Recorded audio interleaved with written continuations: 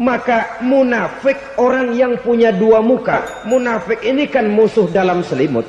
Di belakang kita dia caci maki kita. Maka demikian rupa watak orang munafik Allah benci betul. Orang-orang munafik di dasar jurang neraka yang paling bawah, keraknya neraka, yang merusak akhlak kepada Allah. Sebab munafik sangat berbahaya, membahayakan umat, membahayakan agama. Menyembah batu, menyembah patung, menyembah berhala yang mereka buat sesuai dengan kekayaannya masing-masing. 360 berhala di sekeliling Ka'bah merupakan bukti nyata dari sesembahan mereka. Yang kaya membuat berhala dari emas lalu disembah. Yang setengah kaya bikin patung dari perak lalu disembah. Yang hampir miskin bikin Tuhan dari kayu lalu disembah. Yang miskin benar tepung terigu diadonin lalu dibentuk seperti wujud seseorang kemudian disembah. Dan apabila selesai nyembah perutnya terasa lapar, Tuhannya habis dipretelin.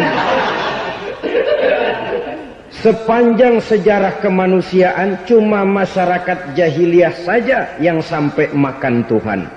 Sesadis-sadisnya bangsa Indonesia belum pernah sampai makan Tuhan. Maka menghadapi manusia seperti ini, yang pertama dilaksanakan oleh Rasul memperbaiki akhlak mereka kepada Allah, menanamkan la ilaha illallah, bahwa tidak ada Tuhan yang perlu disembah selain daripada Allah subhanahu wa ta'ala. Ini hakikatnya merupakan inti daripada ajaran Rasul-Rasul terdahulu. Kenapa? Seluruh Rasul bersumber dari satu sumber yang sama, yaitu dari Allah subhanahu wa ta'ala. Maka prinsip ajaran ketuhanan yang mereka bawa tentu saja sama. Nabi Adam mengajarkan la ilaha illallah, Nabi Nuh mengajarkan la ilaha illallah, cuma tentu sambungannya Nuh Rasulullah. Nabi Ibrahim mengajarkan la ilaha illallah, Ibrahim Rasulullah. Nabi Musa mengajarkan la ilaha illallah, Musa Rasulullah. Bahkan Nabi Isa mengajarkan la ilaha illallah, Isa Rasulullah. Dan Nabi Muhammad mengajarkan la ilaha illallah, Muhammadur Rasulullah. Akhlak manusia kepada Allah dengan menanamkan tauhid. Jadi kalau ingin berakhlak yang benar kepada Allah, jaga tauhid, pegang teguh akidah. Saudara-saudara kaum muslimin rahimakumullah, lawan daripada tauhid adalah kufur. Kufur bisa dua, bisa kufur iman, bisa kufur nikmat. Kufur itu sifatnya, kafir itu orangnya. Ada orang kufur iman, dan ini merusak akhlak kepada Allah subhanahu wa ta'ala.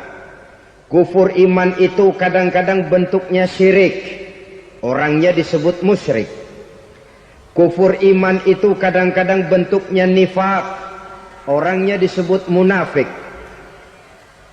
Kufur iman itu kadang-kadang bentuknya riddah, orangnya disebut murtad. Ini merupakan jenis daripada kufur-kufur iman dan tergelincirnya manusia daripada akhlak kepada Allah subhanahu wa ta'ala. Benar, di zaman sekarang kita tidak menyembah berhala. Memang di zaman sekarang kita tidak menyembah patung. Iya, kita tidak berkeyakinan Tuhan lebih dari satu. Tapi kadang-kadang akhlak kita kepada Allah sering lentur dan luntur, sering bergoyang dan tergoncang, sering kena erosi dan polusi. Bahwa kita tidak menyembah Latta, Uzza, Manat dan Hubal seperti masyarakat jahiliyah dahulu, memang. Tapi Latta zaman sekarang, Uzza zaman sekarang, Manat dan Hubal di zaman sekarang, berhala-berhala di abad kita sekarang ini, kadang-kadang bernama harta, kadang-kadang bernama wanita, kadang-kadang bernama tahta, mungkin juga bernama Toyota. Sesuatu yang lebih kita agungkan daripada Allah, menjelmalah dia menjadi berhala-berhala di zaman kita sekarang ini.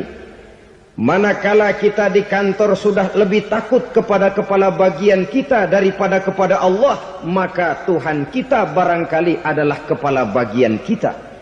Manakala kita sudah lebih takut kepada manusia daripada kepada Allah, bergeserlah akhlak kita kepada Allah, mengagungkan manusia dan menomorduakan Allah. Maka di zaman sekarang akhlak kita kepada Allah sering kena erosi, sering kena polusi.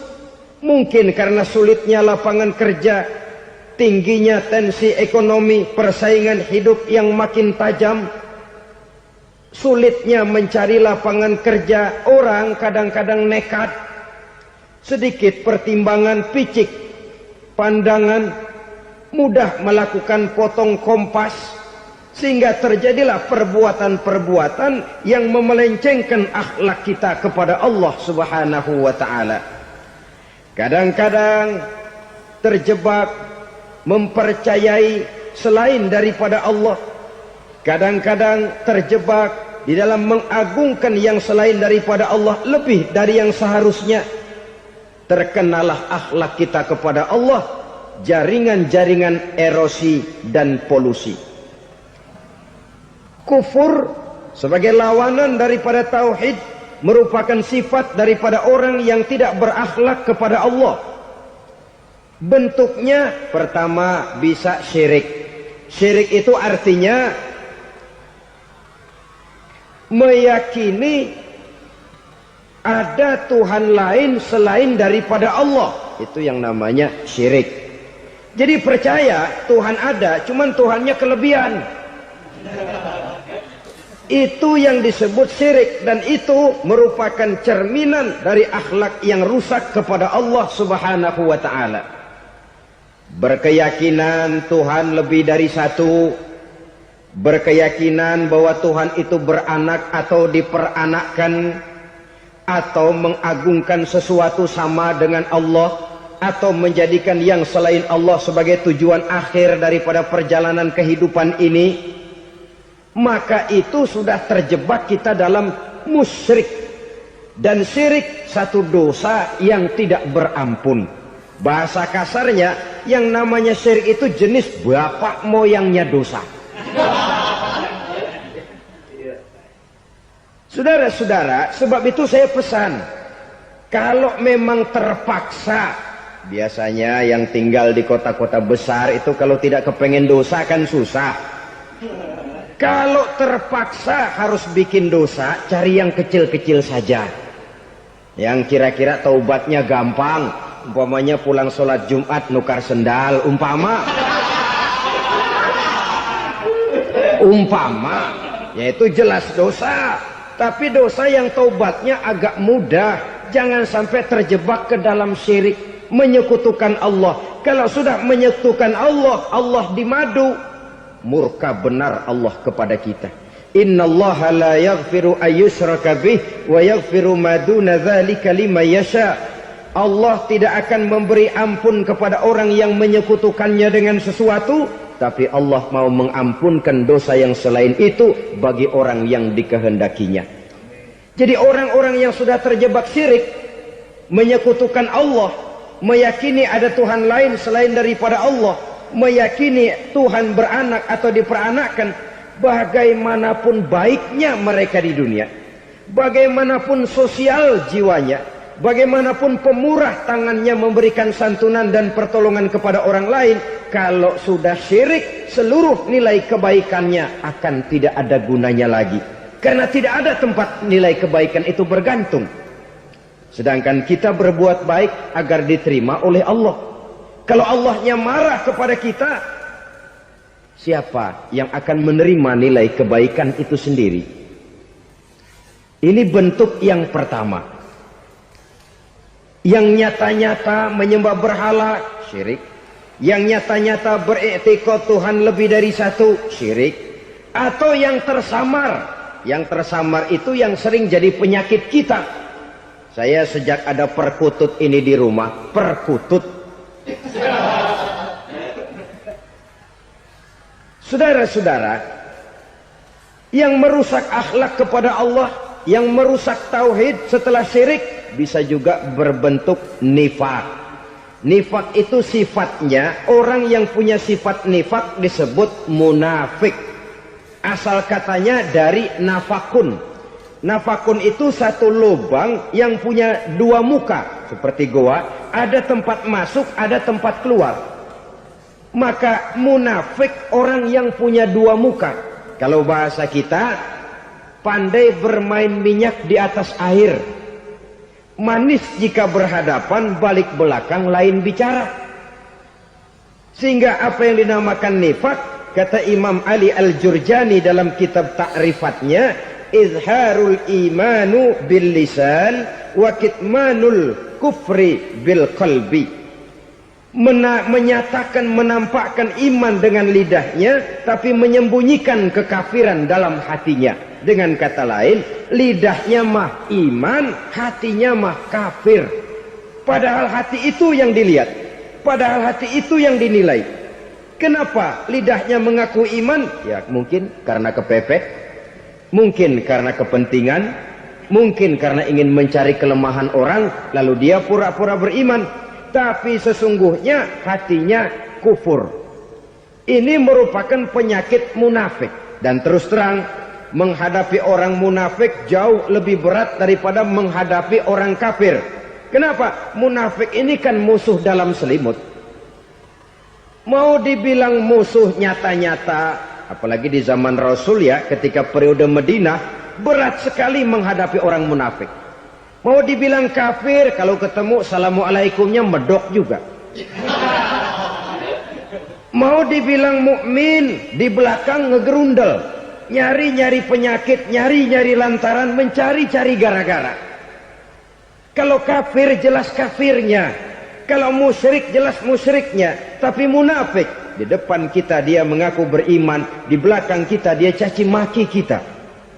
Maka demikian rupa watak orang munafik, Allah benci betul.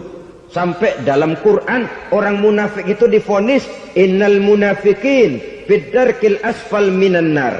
Orang-orang munafik di dasar jurang neraka yang paling bawah, keraknya neraka.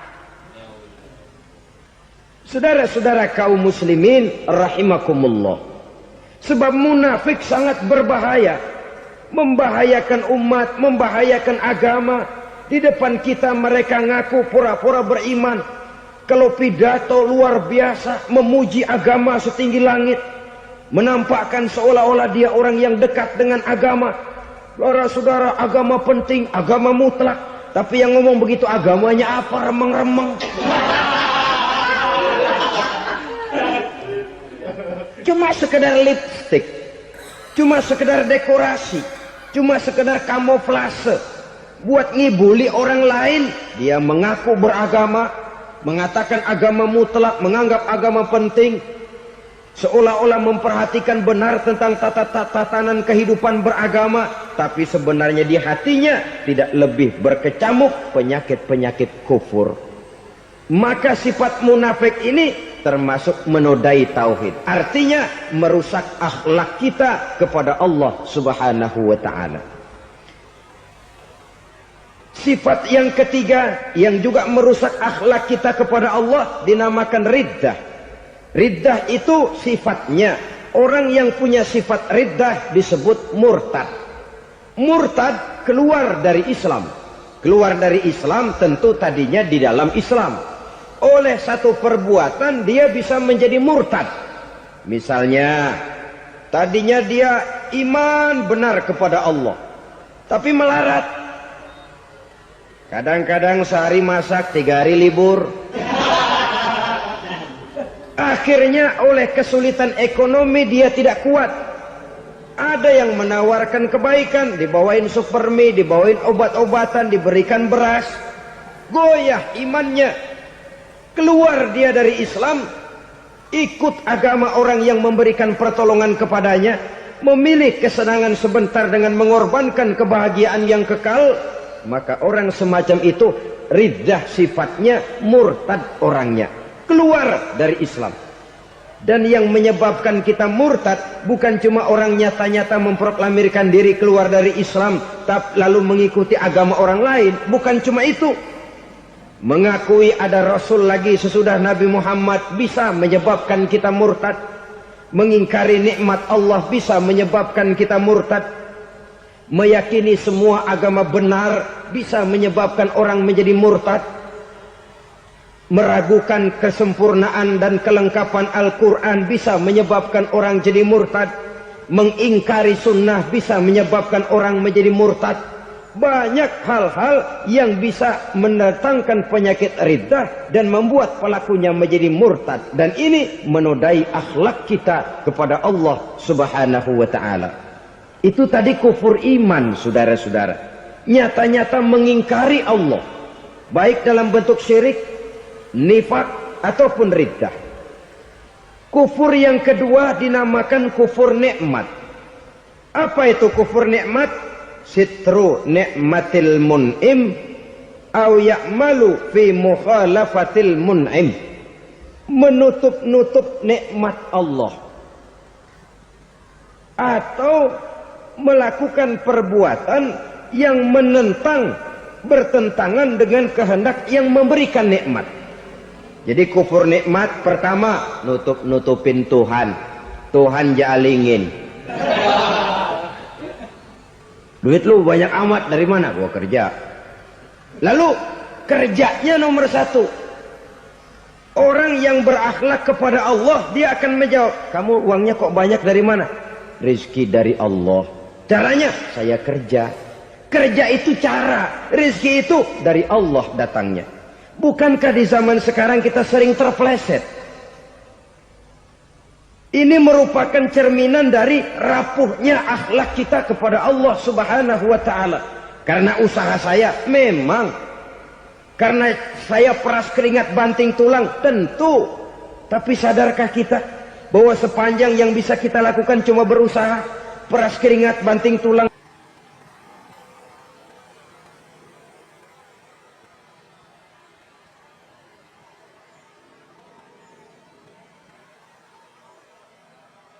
Soal rizki, soal jodoh, soal maut, kitakah yang mengatur?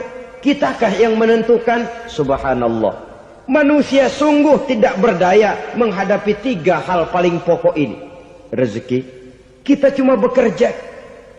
Kitakah yang menentukan? Tidak. Kita berusaha saja, rezeki belum pasti dapat. Apalagi kalau kita tidak berusaha.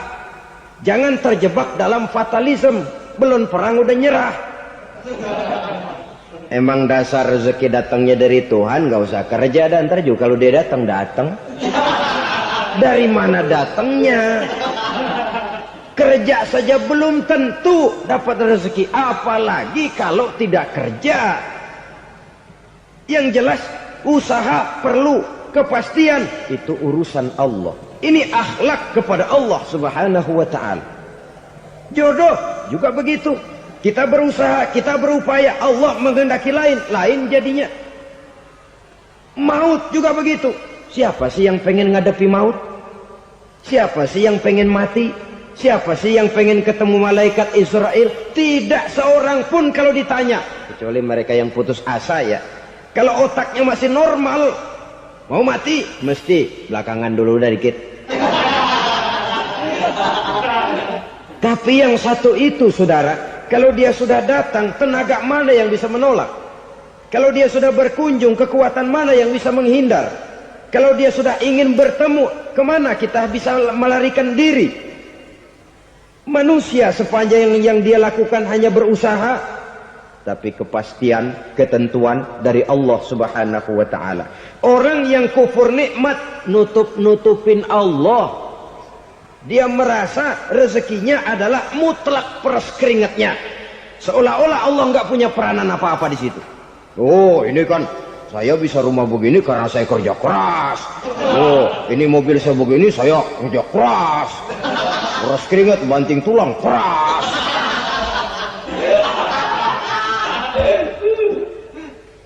Saudara-saudara kaum muslimin rahimahkumullah. Jadi menutup-nutupi Allah. Akibatnya nanti kalau dia berhasil, Allah ketutupan. Kalau dia gagal, orang lain dicaci maki, dicari kambing hitam. Yang kambing hitam kan mahal. Karena orang sering cari-cari kambing hitam. Jarang orang mau jujur kalau bertemu kesulitan lalu mencari sebab pada dirinya sendiri. Yang paling enak ya nyalain orang. Lo begitu. Orang lain yang paling enak kita salahin. Au ya'malu fi mukhalafatil mun'im, atau dia melakukan sesuatu yang tidak sesuai dengan kehendak yang memberikannya nikmat. Diberikan kita tangan, mulut sih nggak berhenti. Terima kasih Tuhan, alhamdulillah saya dikasih tangan. Cuma nih tangan enteng mat nabokin orang mulu. Itu sudah mukhalafatul mun'im, bertentangan dengan kehendak yang memberikan nikmat. Diberikan harta, mulutnya mah basah. Terima kasih Tuhan, alhamdulillah dikasih harta. Tapi pelitnya minta ampun. Kikir, koret, medit. Ini juga termasuk kufur nikmat. Mempergunakan suatu nikmat bertentangan dengan kehendak daripada yang memberikan nikmat itu sendiri. Saudara-saudara kaum muslimin rahimakumullah. Oleh karenanya kufur iman memang lebih bahaya daripada kufur nikmat. Tapi jangan lupa, kufur nikmat bisa menyeret orang kepada kufur iman. Dan kalau Allah udah dialingin, Tuhan sudah dinomor duain, lama-lama kenapa dia tidak mendewakan dirinya sendiri? Mendewakan pangkatnya, mendewa-dewakan otaknya, mendewa-dewakan kemampuannya. Pada awalnya dia memang cuma kufur nikmat, tapi lambat laun kalau ini tidak diobati secara pasti orang akan mengarah kepada kufur iman. Bisa berbentuk syirik, bisa berbentuk nifak, bisa berbentuk riddah. Saudara-saudara, oleh karena itu menjaga akhlak kepada Allah mutlak penting. Sebab apa? Kita tidak berakhlak kepada manusia saja, kita dikucilkan dari pergaulan. Kalau kita tidak berakhlak kepada Allah, dikucilkan oleh Allah. Hadis qudsi menyatakan, man lam yashkur ala na'ma'i wa lam yasbir ala bala'i falyakhruj min tahtis sama'i falyatlub rabban siwaya. Kata Allah, siapa orang yang tidak mau bersyukur terhadap nikmat yang aku berikan kepadanya dan tidak mau sabar terhadap ujian yang aku berikan kepadanya, falyakhruj min tahtis sama'i, persilahkan saja keluar dari kolong langitku. Waliyatlub rabban siwaya, tolong cari Tuhan lain selain daripada aku. Murka Allah, diusir, cuman gak kedengeran aja. Siapa yang tidak mau syukur terhadap nikmatku, siapa yang tidak mau sabar terhadap ujian yang aku berikan kepadanya, persilahkan keluar dari kolong langitku ini, cari Tuhan lain selain aku. Langit Tuhan yang punya, Tuhan kita lawan, diusir dari kolong langit, mau pindah ke kolong mana?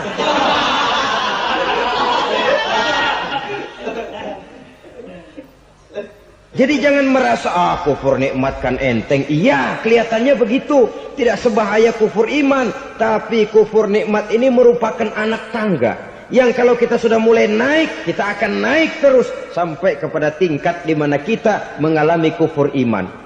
Kalau sudah ke sana, maka akhlak kita kepada Allah terkenalah erosi, terkena polusi, hancur akhlak kepada Allah. Dan itulah sumber kesengsaraan abadi.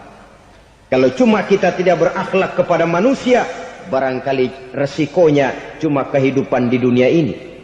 Mungkin juga ada kehidupan akhirat. Tapi kalau sudah tidak berakhlak kepada Allah, dunia akhirat kita rugi dan celaka. Maka pada kesempatan ini saya mengajak, marilah jaga baik-baik akhlak kita kepada Allah. Satu kali kita bertauhid, sampai mati kita bertauhid. Satu kali la ilaha illallah, jangan tergelincir lagi kita keluar daripada kalimat itu.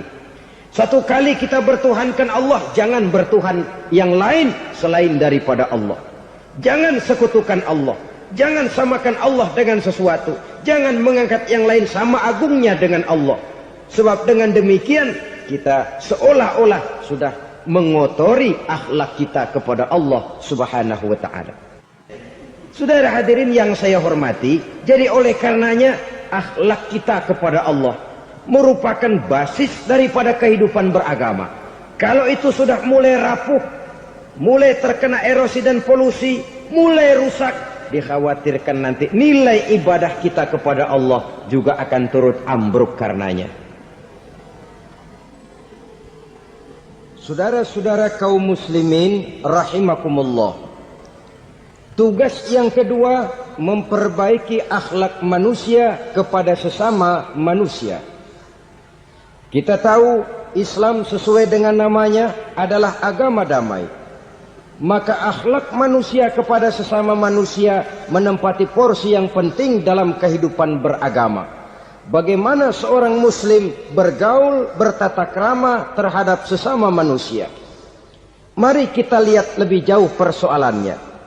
Untuk memudahkan pembicaraan dari kacamata agama, kita kelompokkan saja manusia itu dalam dua.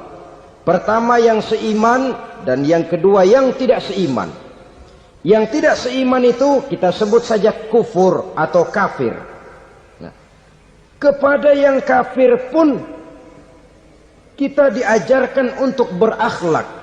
Apalagi kepada yang memang nyata-nyata seiman, sekeyakinan, seakidah. Kemanapun Islam datang, ke negara manapun ia masuk, ia tidak menaburkan kerusakan.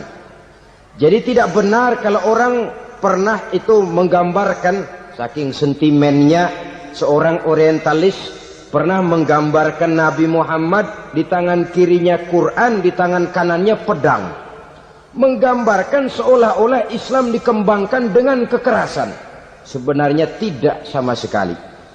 Kalaupun dalam sejarah perkembangan Islam pernah terjadi perang, maka perang dalam Islam sesungguhnya apabila kita amati sejarahnya bukan untuk memaksakan agama, karena memang agama tidak bisa dipaksakan, tetapi justru untuk mempertahankan agama dari segala macam hambatan, rintangan, hinaan dan fitnahan. Tapi kemanapun yang jelas Islam masuk, dia tidak pernah membuat kekacauan, kerusuhan ataupun penghancuran. Candi Prambanan bahkan dipugar, gereja-gereja tidak ada yang dihancurkan oleh umat Islam. Kenapa? Islam agama damai. Soal agama, soal lakum dinukum waliyadin. La ikraha fid din, qad tabayyana ar-rusdu minal ghayy. Tidak ada paksaan dalam beragama, sebab nyata yang benar dengan yang tidak benar. Belum pernah ada orang kafir masuk ke perkampungan orang Islam lalu dikejar-kejar, diteriakin kafir, kafir, sunatin.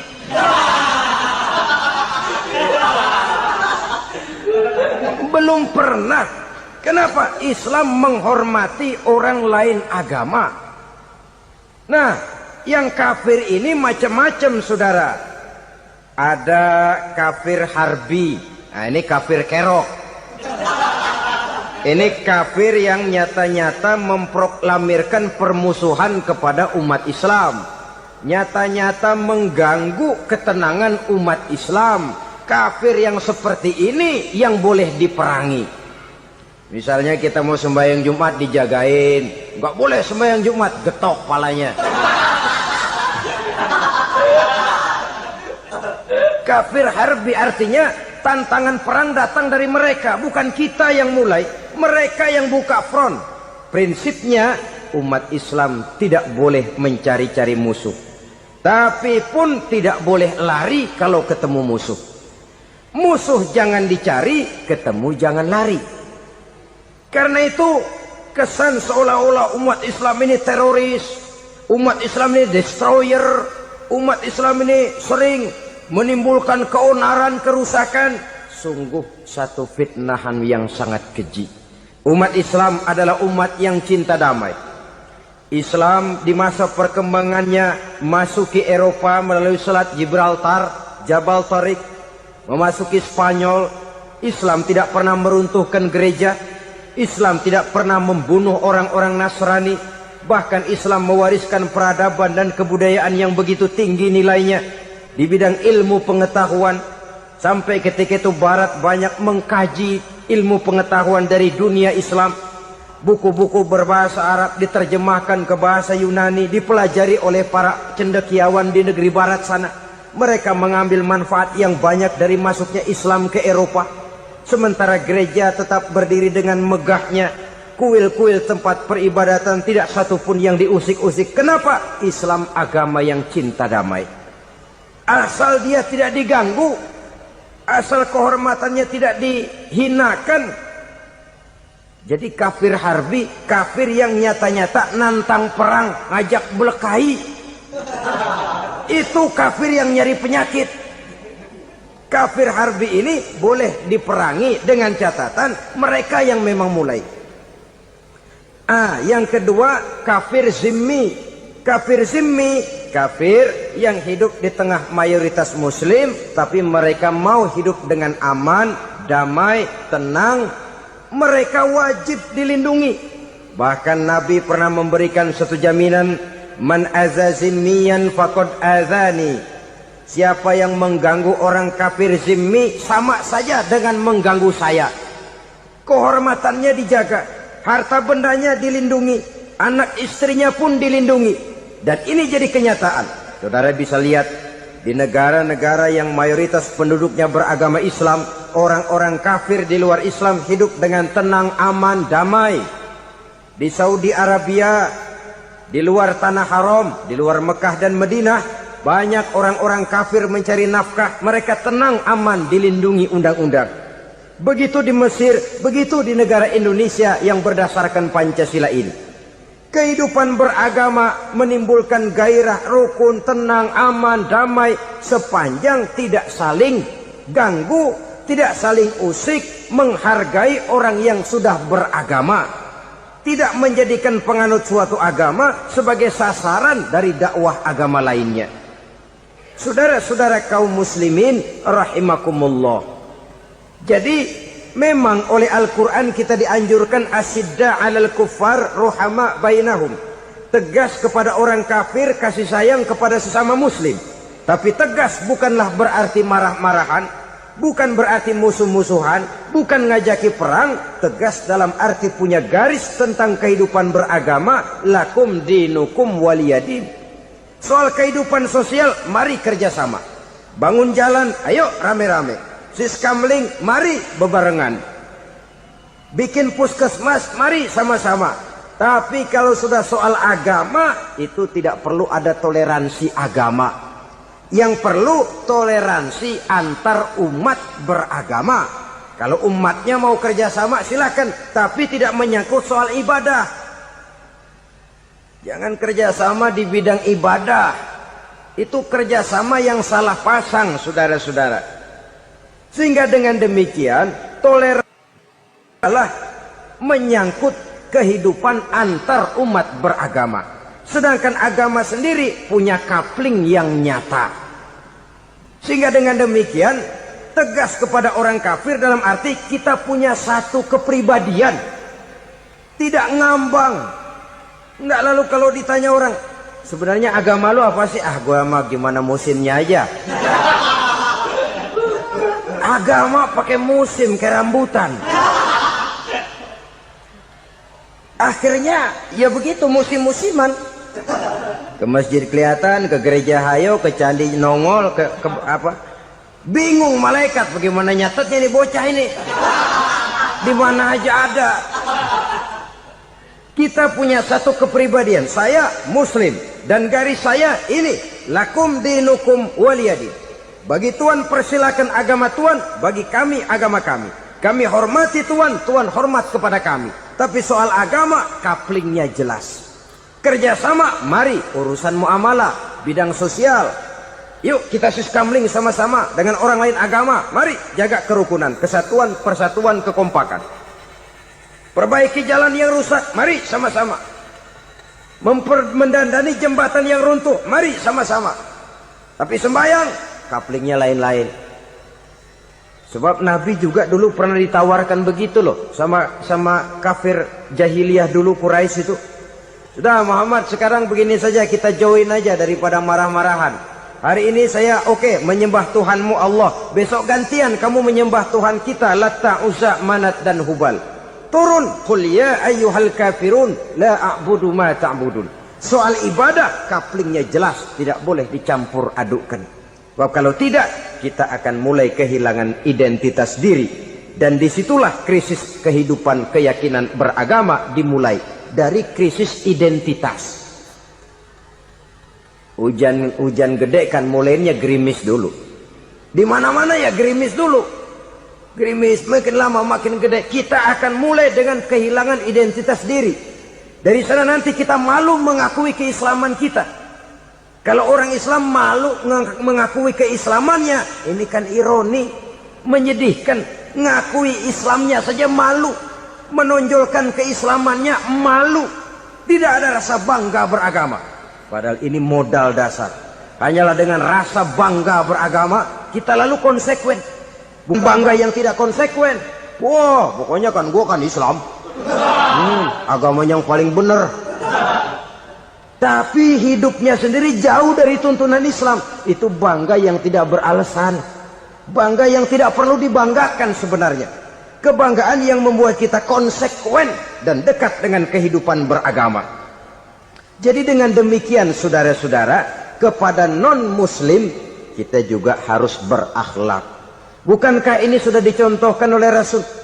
Bagaimana beliau disambiti orang di Taif, yang menyambiti malah didoakan.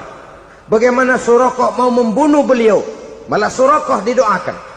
Bagaimana Abu Jahal dan Abu Lahab saking mangkalnya. Ini Abu Jahal pernah gali lubang di kamarnya sendiri, di depan tempat tidurnya. Setelah dia gali lubang, ditutupin pakai keraras korma. Lalu dia tarik selimut, belagak meriang. Dia pesan pesuruhnya, bilangin Muhammad, encangnya meriang. Pamannya sakit, minta ditengokin. Nabi dengan segala husnuzonnya berangkat nengokin. Abu Jahal dari balik selimut ngintip. Itu dia Muhammad, itu dia tuh. Dia tuh masuk Dani, masuk. Mulai di jalan, senang Abu Jahal. Terus dah. Begitu ke pelosok, masuk ke lubang, gue pendem terus lalu. Memang niatnya mau mencelakakan Nabi. Sudah tinggal beberapa langkah lagi Nabi akan berjalan ke arah lubang itu. Malaikat Jibril ngasih tahu, Muhammad, Abu Jahal pamanmu cuma pura-pura sakit. Di depan tempat tidur itu ada lubang sudah dia gali untuk menjerumuskan kamu. Sudah balik pulang. Balik badan Nabi. Sudah hampir mau melangkah, kakinya malah muter pulang. Abu Jahal yang ngelihat Nabi sudah hampir jatuh nggak jadi, balik pulang. Lupa kalau lagi sakit. Udah Muhammad buruan sini. Ke pintu dia kejar. Dia lupa sama lubang yang dia gali. Begitu dia kejar, dia yang ke pelosok masuk ke dalamnya. Sejak saat itu ada pepatah, man hafara hufratan waqa'a fiha. Siapa yang suka nggali lubang, dia sendiri bakal terpelosok ke dalamnya. Jatuh dia ke lubang yang dia gali. Padahal ya paling banter 2 atau 3 meter paling dalam. Dari dalam lubang itu dia teriak-teriak, Muhammad, tolongin, pamanmu kecebur. Kasih tahu Muhammad, kasih tahu, datang lagi lah pesuruhnya. Muhammad, pamanmu Abu Jahal kecebur, minta tolong diangkatin. Sudah diulur tambang, habis sambung lagi, nggak bisa sampai. Masa iya, cuma kamu yang bisa nolong. Apa yang dilakukan Nabi? Balik mau nolongin. Akhlak. Kita kalau ada orang gali lubang buat nyeburin kita, dia sendiri yang kecebur. Gorok gua kagak lemin loh. Mati sekalian dah. Nabi mah enggak, balik nolongin tuh Abu Jahal. Kenapa paman kecebur? Iya Muhammad, tolong, tambang udah diulur-ulur, sambung-sambung nggak sampai. Aduh kasihan paman, nih pegang tangan saya. Nabi cuma ulurin tangan, nyampe dipegang oleh Abu Jahal. Diangkat ke atas. Nyampe atas, apa kata Abu Jahal? Tambang bergulung-gulung nggak nyampe, kamu cuma pakai tangan doang kok bisa Muhammad, hebat banget sihirmu. Mukjizat dia bilang sihir, udah ditolongin nyelak lagi, kan yang enak kita injak palanya. Orang dulu bilang wah katanya nolongin anjing kejepit. Udah selesai ditolongin malah yang nolong digigit. Saudara hadirin yang saya hormati, kepada orang-orang kafir kita harus berakhlak, menghormati mereka, tidak memaksakan satu keyakinan dalam batas-batas yang ditolerir oleh agama, yaitu pada masalah-masalah sosial dan muamalah. Itu kepada non-muslim, apalagi kepada sesama muslim. Baik akhlak kepada orang tua, akhlak kepada guru, akhlak kepada jiran atau tetangga, itu semua termasuk dalam akhlak kepada sesama manusia. Akhlak kita kepada orang tua, kadang-kadang kita orang timur ini ketularan orang barat. Engkongnya dianggap CS. Salaman main kedet aja, halo kong. Engkongnya berhalo di bengong.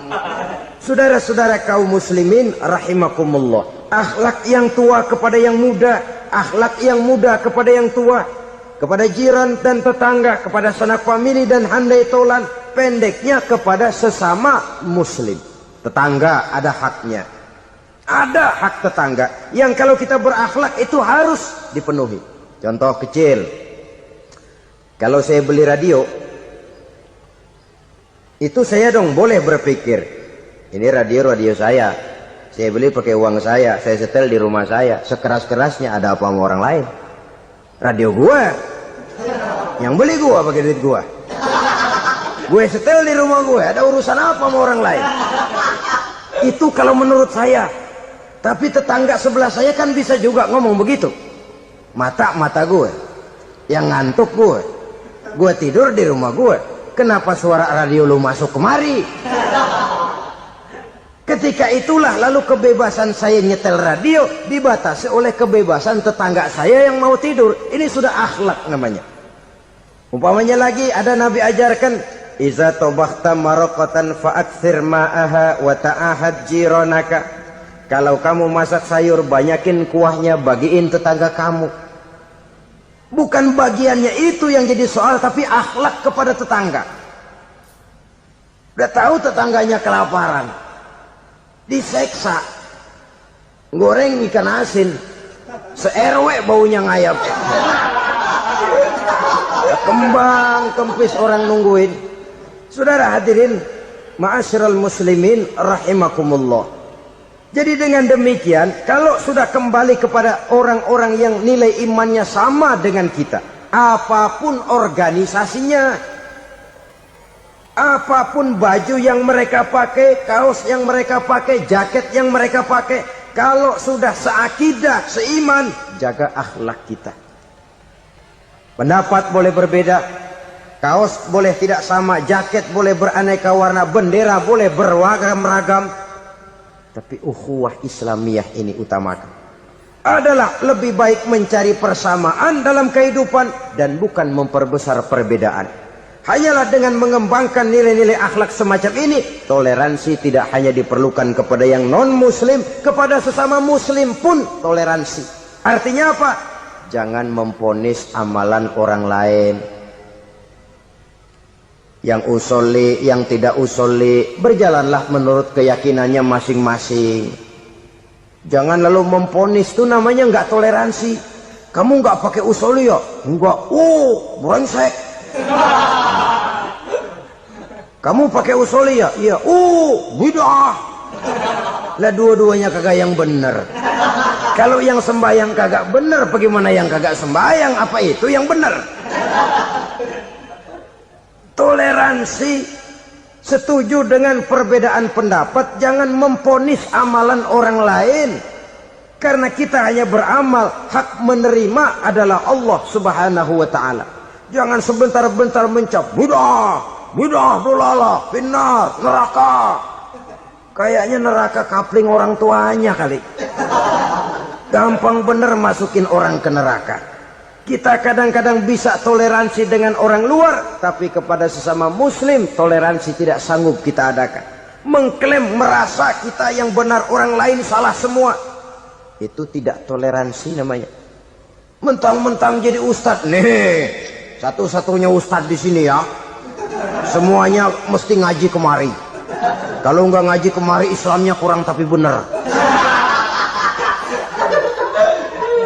Toleransi. Saudara-saudara kaum muslimin rahimakumullah, lapang dada menghargai orang yang berbeda pendapat, apalagi kalau perbedaan pendapat itu menyangkut hal-hal yang tidak prinsipil, menyangkut hal-hal yang sekunder dalam kehidupan beragama, menyangkut masalah-masalah yang dalam bahasa fikih disebut soal-soal furu'iyah. Tidak usah menyebabkan kita bersih tegang. Kepala sama hitam pendapat boleh berbeda dan halal. Bahkan Nabi mengatakan ikhtilafu ummati rahmatun. Perbedaan pendapat di kalangan umatku bahkan menjadi rahmah, sepanjang perbedaan pendapat itu diiringi dengan rasa toleransi. Tapi kalau sudah main baku hantam, main klaim, memponis orang lain, akhirnya timbullah keretakan. Jangan heran kadang-kadang satu masjid dua kelir. Ya soal kelir boleh kelar-kelir, boleh kelar-kelir. Tapi kalau harus terlalu mencolok menyebabkan timbulnya keretakan, saya kira yang akan turun bukan lagi rahmah tapi bala.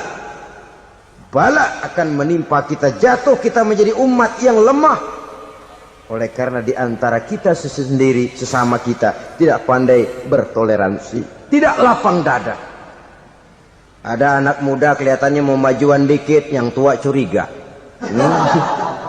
Nih, kalau dia maju pasaran gua bangkrut dong nih. Lalu ditekan tuh anak ditekan melejit. Kadang-kadang yang tua maksudnya baik, mau memelihara, yang muda salah terima. Kan tua kejemur. Dari dulu sampai sekarang gitu-gitu doang. Anak kemajuannya. Padahal yang tua barangkali maksudnya juga baik, mau memelihara. Sebenarnya kalau kita bisa mencoba mencari titik temu dengan alur komunikasi, tidak merasa diri yang paling benar, tapi toleransi, boyak menerima pendapat orang lain, setidaknya mau mendengar omongan orang. Yang susah kalau udah kena penyakit nggak mau ngerti omongan orang, nggak mau nerima pendapat orang. Kodok di kolong tempayan, cukeng kayu asem, asal ijo udah ijo aja ijo dah. Nggak ngerti omongan orang, yang kayak begini yang orang jadi kesandung.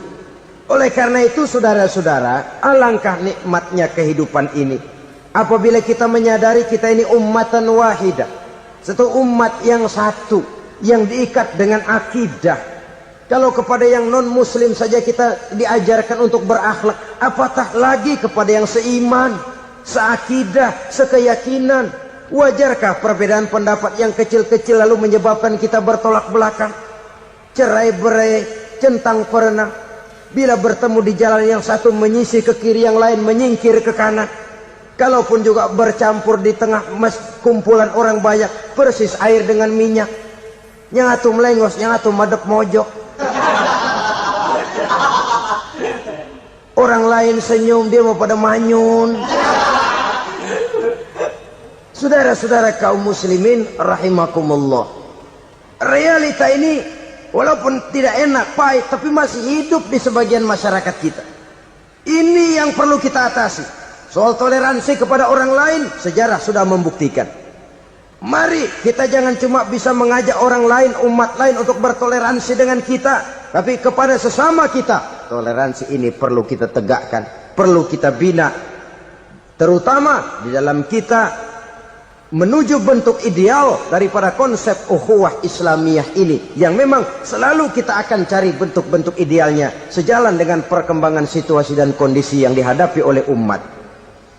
Perbedaan organisasi, perbedaan kepentingan organisasi tidak seharusnya menyebabkan kita merasa meremehkan orang lain dan mengangkat diri, mengklaim diri sebagai yang ter.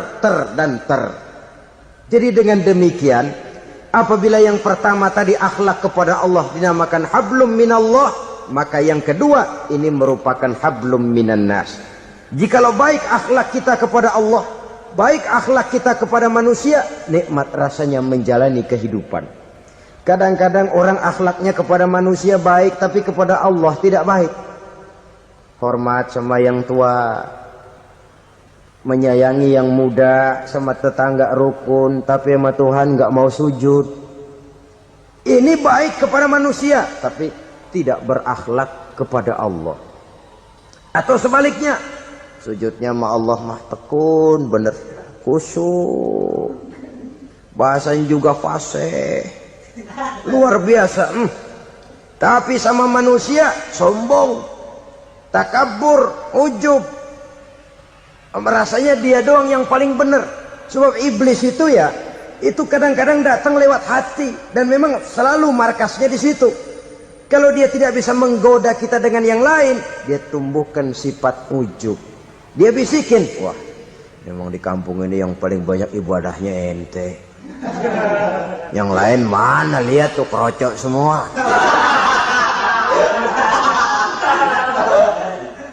Lalu di hati orang itu tertanam sifat iya ya. Nah, tatkala iya ya, dia sudah terkena serangan iblis. Akhirnya apa? Orang lain diremehin. Asalnya kagak mau sembahyang, ya diajak salaman udah najis aja dah. Ketemu juga mukanya ditekuk 4. Akhirnya bukan ngajak, malah ngenyek, ngina. Lah orang dihina makin jauh, makin tidak tersentuh. Bukan cara itu yang diajarkan oleh Rasul. Bahwa orang tidak mau sholat, tugas kita mengajak. Soal dia tidak sholat, ya itu dosa dia kepada Allah. Saudara-saudara kaum muslimin, ujub disuntikkan oleh iblis ke dalam hati kita. Sujudnya kepada Allah benar, tapi akhlaknya kepada sesama manusia, merasa paling benar sendirian, merasa orang lain salah semua. Pokoknya kalau di luar lingkungannya udah kagak bener aja udah bahaya. Saudara-saudara, ini juga penyakit yang disuntikan oleh iblis. Sebab iblis itu tipu dayanya luar biasa, strateginya lihai. Makin tinggi kualitas iman, ya makin berat upaya iblis untuk menjerumuskan kita. Karenanya saya mengajak, marilah kita bertoleransi. Baik kepada non-muslim, lebih-lebih lagi kepada sesama muslim yang kebetulan berbeda baju, berbeda kaos, berbeda organisasi, lain bendera yang dibawanya. Tapi toleransi mari kita canangkan. Kita terikat oleh ukhuwah Islamiyah.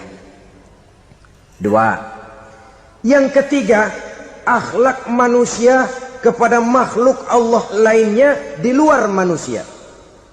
Saudara-saudara, dengan berakhlak kepada Allah, berakhlak kepada sesama manusia, berakhlak kepada makhluk Allah di luar manusia, baik flora maupun fauna, maka mudah-mudahan akan terciptalah satu ekosistem, satu lingkungan hidup yang membuat kita nikmat menjalani kehidupan ini. Inilah saja yang kita bicarakan pada pertemuan kali ini. Marilah kita membina nilai-nilai akhlak walaupun berat tantangannya. Sungguh lebih baik rakyat rendah yang berakhlak tinggi. Menyangka bahwa itu semua dapat mengekalkan kebahagiaan, dapat menunjang kehidupan yang langgeng. Ada yang berlomba-lomba mengejar-ngejar harta. Seluruh waktu dalam hidupnya habis untuk mengejar harta. Tidak peduli siang atau malam, sore atau pagi. Sujud tidak lagi sempat, Allah dilupakan dengan agama jauh.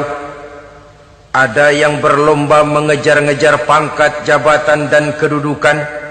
Tidak peduli menjilat ke atas, menginjak ke bawah atau menyikut kiri dan kanan.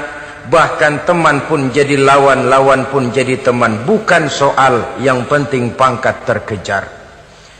Ada yang berlomba memperbanyak kendaraan, sejak dari jet pribadi, pesawat kapal pesiar, sampai kepada mobil-mobil mutakhir.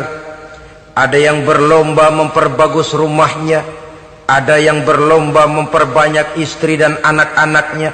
Seluruhnya tenggelam di dalam perlombaan yang menurut ukuran mereka akan mendatangkan prestise, kemegahan dan kebanggaan. Allah Subhanahu wa ta'ala menegur, memberikan peringatan dalam surah yang pendek yaitu surah At-Takatsur. Alhaakumut takatsur hatta zurtumul maqabir kalla sawfa ta'lamun. Alhaakum ay syagalakum an ta'ati rabbikum. Kamu telah lalai daripada taat kepada Tuhanmu, dan yang menyebabkan kamu lalai itu tidak lain at-takatsur. At-takatsur artinya at-tabahi bi kathrati mata'id dunya, bermegah-megah dengan memperbanyak kesenangan hidup duniawi. Dengan kata lain, berlomba-lomba mengejar kemegahan duniawi telah menyebabkan kamu lalai daripada mengingat, daripada taat kepada Allah Subhanahu wa ta'ala. Apabila orang cenderung materialistis, seluruh kegiatan hidup dikerahkan untuk berlomba memperbanyak materi, apa namanya harta benda, apa namanya rumah, apa namanya pangkat dan jabatan, maka dikala itu seseorang akan sangat mudah lalai daripada taat kepada Allah Subhanahu wa ta'ala. Hilanglah kesadaran bahwa sesungguhnya apapun yang kita miliki dalam kehidupan dunia ini tidak lain hanya barang titipan sementara. Kita cari, kita kejar, tapi setelah kita dapatkan, jangan dia dijadikan tujuan. Jadikanlah dia sebagai alat. Apabila harta benda duniawi sudah dijadikan sebagai tujuan daripada kehidupan, maka sesungguhnya kita sudah terseret dalam satu siklus, satu lingkaran setan yang tidak akan pernah berujung.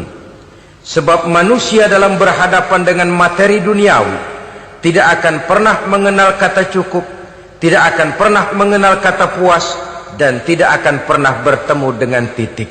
Selalu koma, selalu kurang, selalu tidak ada. Saudara kaum muslimin rahimakumullah, oleh sebab itu agama memberikan kesadaran seluruh yang kita miliki, yang dititipi oleh Allah dalam kehidupan ini berupa materi keduniaan, hakikatnya adalah alat dan bukan sebagai tujuan.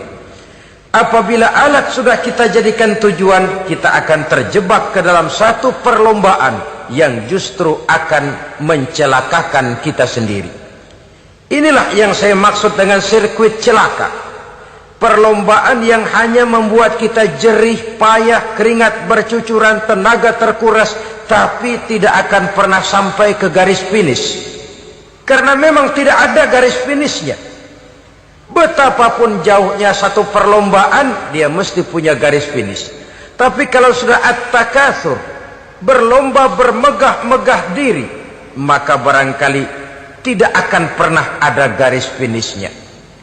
Kita akan terseret dalam lingkaran setan, berputar di seputar itu tanpa tahu kapan berhenti dan di mana titiknya. Agamalah yang memberikan kesadaran. Alhaakumut takatsur, bermegah-megahan telah membuat kamu lalai daripada taat kepada Allah Tuhanmu. Semua sadar bahwa kita diciptakan tidak lain adalah untuk mengabdi kepada Allah. Nilai pengabdian ini sering lentur, nilai pengabdian ini sering luntur, manakala kita sudah berlomba-lomba bermegah-megah dengan materi kehidupan dunia. Islam jelas tidak menganjurkan penganutnya jadi orang miskin. Bahkan Imam Ali karramallahu wajhah pernah mengatakan, kemiskinan bisa menyebabkan kekufuran. Ayat yang pertama turun juga kita tahu, Iqra, baca olehmu. Kan seolah-olah Quran cuma tidak langsung saja bilang, hai orang Islam, kamu jangan jadi bodoh. Kebodohan menimbulkan kemiskinan, kemiskinan mendekatkan kita kepada kekufuran. Jadi miskin sama kufur tetangga. Artinya dalam kondisi miskin, kemudi hati itu mudah terombang-ambing.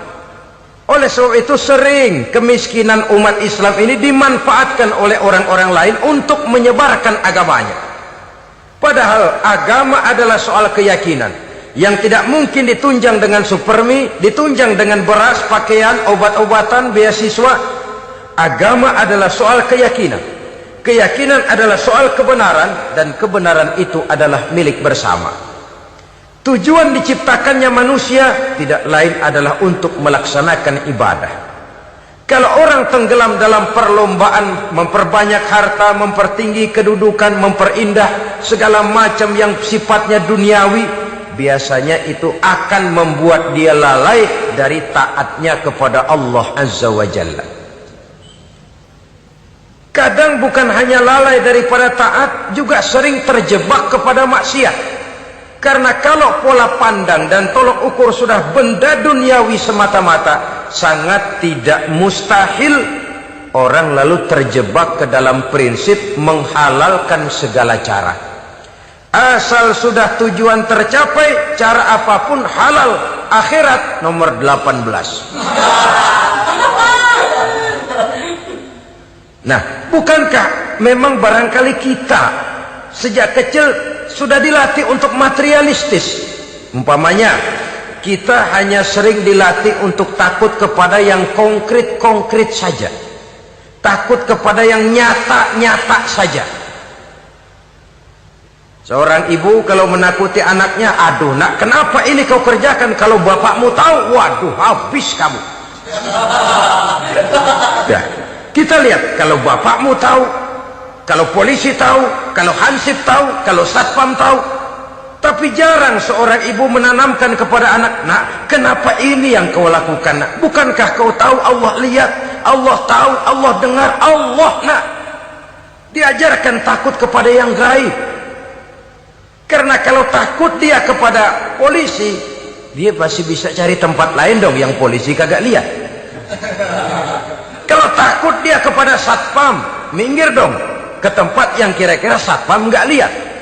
Tapi kalau sudah takut itu terpulang kepada Allah, kepada yang gaib, tidak sejengkal tanah pun yang terhalang dari pengetahuan Allah.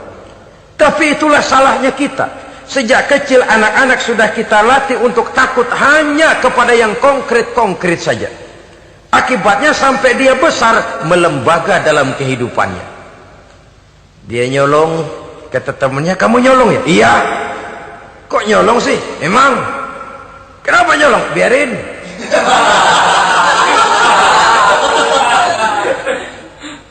Kamu kan tahu Allah lihat? Tahu. Kenapa nyolong juga? Biarin. Asal orang jangan lihat. Kalau Allah mah lihat, dia kagak ribut. Allah nggak ribut katanya. Nah, ini kan satu refleksi yang timbul daripada kenyataan. Jikalau orang hanya dijejali rasa takut kepada yang konkret-konkret saja, kepada yang zahir-zahir saja, yang akan tumbuh lalu mental kucing. Sopan, tenang, kalem, ayem, nggelenggem. Kalau ada orang, sedikit orang meleng, kucing kelihatan watak aslinya. Saudara-saudara kaum muslimin rahimakumullah. Oleh sebab itulah maka agama lewat surah yang kita bicarakan pada pertemuan ini memberikan peringatan. Kala, jangan begitu dong. Kamu boleh mencari dunia, silahkan cari harta yang banyak, cari pangkat yang tinggi, tapi jangan itu membuat kamu lalai daripada taat terhadap Allah Subhanahu wa ta'ala. Jangan karena keinginan mendapat harta yang sebanyak-banyaknya lalu melakukan segala macam cara asal tujuan tercapai. Itu sudah membuat kita lalai. Jangan karena ingin mengejar kedudukan yang tinggi lalu jilat atas injak bawah, nggak mempan jilat, dukun dipakai.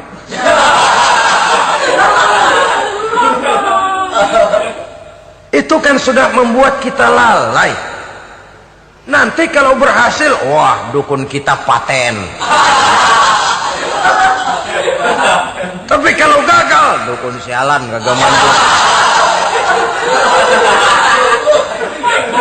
Hilanglah Allah dalam kehidupan kita. Makin materialis, dan perlombaan ini membawa kita kepada kecelakaan.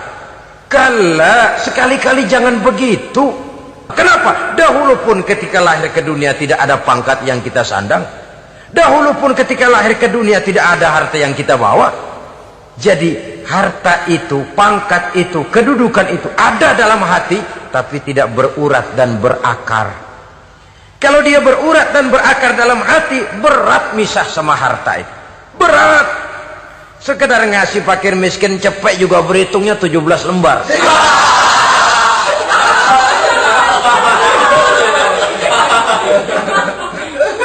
Dengar di kantornya mau ada mutasi, pindah dia dari tempat basah ke tempat kering, baru berita burung udah meriang duluan.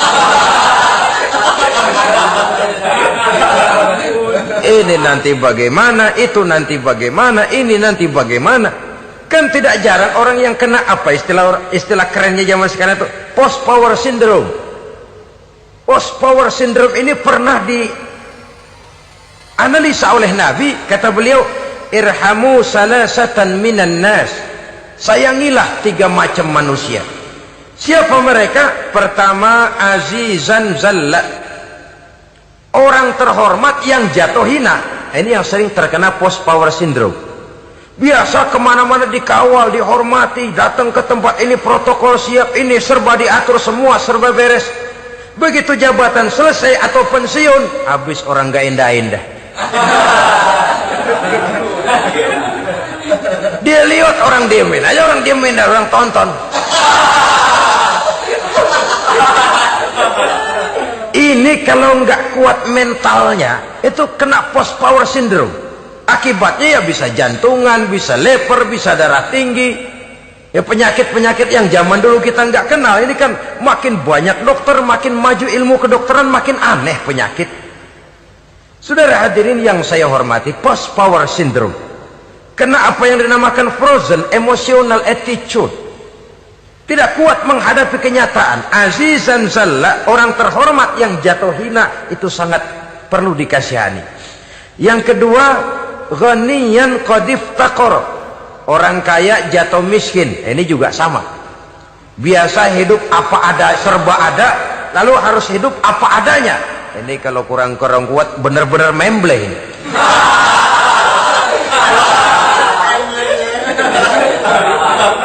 Kalau tidak kuat mentalnya, biasa hidup serba enak, serba nikmat, cuma kerjanya neken cek, main apa itu kredit card, macam-macam fasilitas dipunyai. Tahu-tahu jatuh bangkrut, jatuh miskin. Kalau tidak fondasi agamanya kuat, bisa gantung diri, bisa bunuh diri, bisa frustasi, bisa terkena psikosomatik, tekanan jiwa mempengaruhi faktor biologis. Timbullah tekanan, terjadilah penyakit aneh-aneh. Al-ghaniyan qad iftaqara, orang kaya jatuh miskin, itu perlu dikasihani.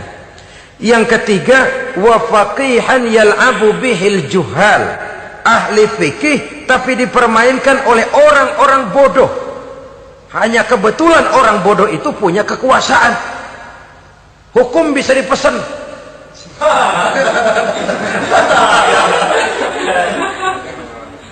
Aturannya haram, Ustaz, ada haram dikit aja dah.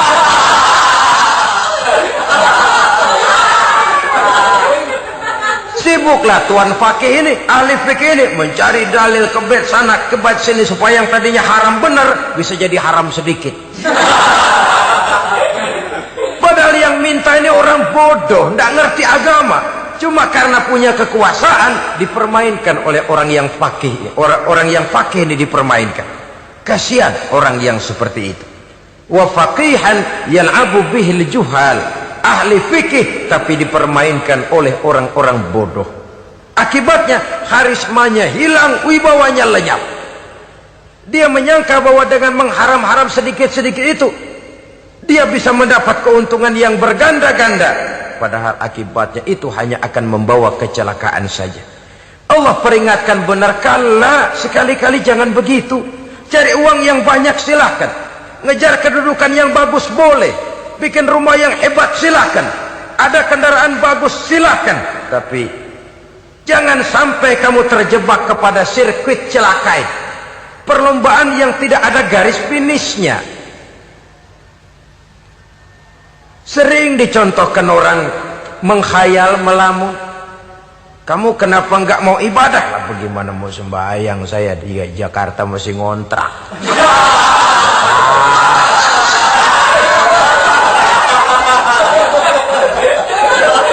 Bingung tiap akhir tahun kontrakan habis. Kalau punya rumah sendiri walaupun kecil-kecilan, tenanglah saya ibadah. Baiklah, oleh Allah diberikan rezeki bisa bikin rumah walaupun kecil-kecilan. Sudah punya rumah sendiri belum juga ibadah, apalagi mulur lagi. Habis bagaimana mau sembahyang, rumah kecil banget. Pinggir kali asal hujan bocor ya.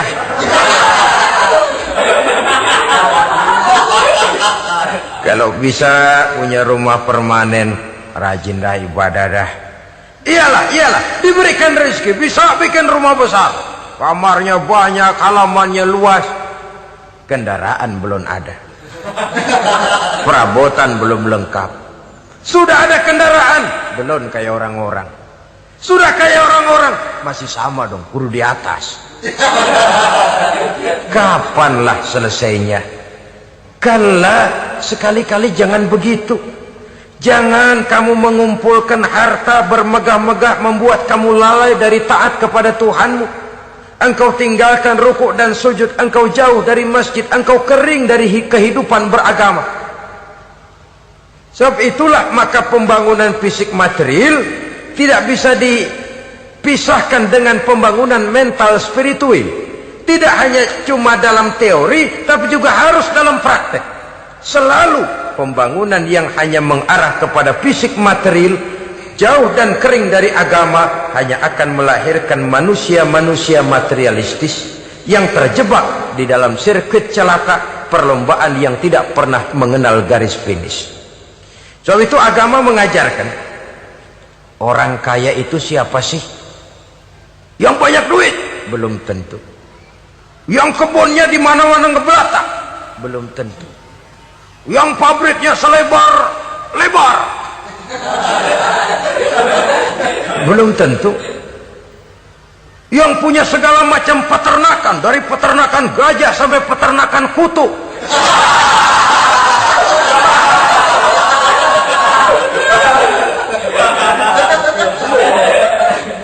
Belum tentu. Agama memberikan tuntunan yang sangat luhur. Orang kaya itu adalah orang yang hidupnya cukup. Orang miskin itu orang yang selalu merasa kurang. Bagaimanapun banyak duit saudara miliki, kalau masih merasa kurang, masih miskin saudara. Saya punya uang 1.000 rupiah, Anda punya uang 1 juta rupiah. Mungkin saya lebih kaya dengan uang yang 1.000 ketimbang Anda 1 juta. Kenapa? Dalam tangan saya uang 1.000 besar, artinya sesuai dengan kebutuhan saya. Tapi di tangan Anda uang 1 juta, kebutuhan Anda lebih besar daripada itu lagi. Maka agama mengajarkan sifat qanaah, merasa cukup, dan itulah sumber kekayaan yang hakiki. Orang kaya adalah orang yang hidupnya cukup. Kalla saufa ta'lamun, jangan begitu, nanti kamu akan tahu. Summa kalla saufa ta'lamun, jangan sekali-kali begitu, suatu saat kamu pasti akan tahu. Kalla law ta'lamuna ilmal yaqin, thumma latarawunnaha 'ainal yaqin, thumma latus'alunna yawma idzin 'anil na'im. Nah, kapan perlombaan ini akan menyadarkan orang biasanya? Hatta zurtumul maqabir, sampai kamu dekat ke liang kubur. Itu biasanya kalau istilah orang sekarang baru ngeh. Asal sudah napas sampai tenggorokan disambung dengan selang, sudah Senin Kemis dibantu dengan alat picu jantung, gerak gerak gerak gerak, sudah kayak orang mau gergaji kayu. Dikala itu barulah sadar orang biasanya. Dan kesadaran semacam itu, kesadaran yang terlambat, kesadaran ala Fir'aun. Fir'aun selagi hidup diajak beriman dan nehi aja.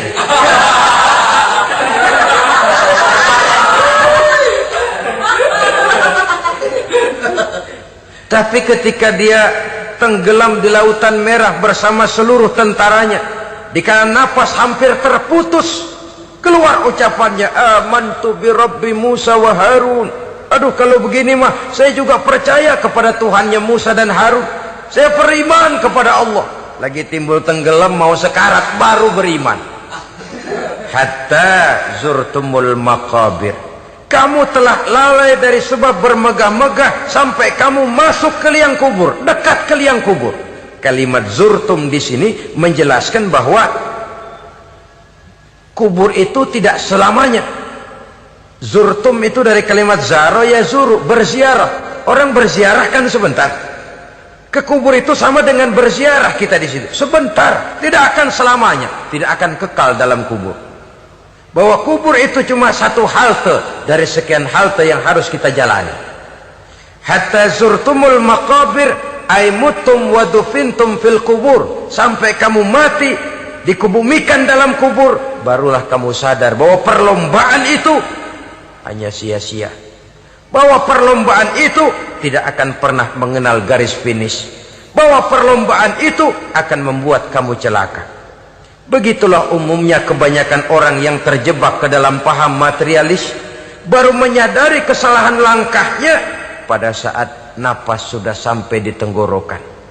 Ternyata uangnya yang miliaran rupiah tidak sanggup menyambung nafasnya. Ternyata kendaraan yang serba mewah berkilat tidak sanggup meneruskan kehidupannya. Ternyata pangkat jabatannya yang tinggi yang membuat dia menyebabkan temannya jadi lawan, lawannya jadi teman, tidak akan sanggup menghentikan sang malaikat maut. Kalau keadaan sudah begitu, baru sadarlah kita terlambat. Karena saat seperti itu akan dihadapi oleh setiap orang. Kala, jangan begitu. Sadarlah kamu bahwa kalau sudah dekat ke liang kubur kamu baru insaf, itu terlambat. Sebelum nafas sampai di tenggorokan, pintu tobat masih selalu terbuka. Tapi manakala nafas sudah sampai di tenggorokan, tertutuplah pintu tobat untuk orang yang bersangkutan.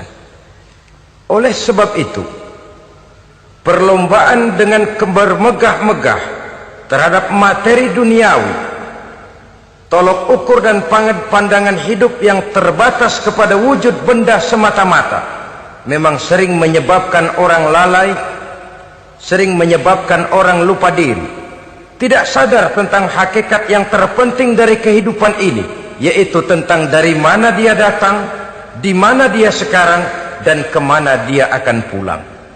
Sungguh, ilmu pengetahuan tidak akan pernah mampu menjawab persoalan ini. Sungguh, filsafat juga tidak berdaya menghadapi pertanyaan seperti ini. Hanya agama yang mampu memberikan kepastian batin tentang hakikat dari mana kita datang, di mana kita sekarang, dan kemana kita akan pulang. Makin kita renungi pertanyaan ini, makin kita menemukan diri sendiri. Dan makin kita menemukan mengenal diri sendiri, kita akan semakin mengenal Allah Subhanahu wa ta'ala.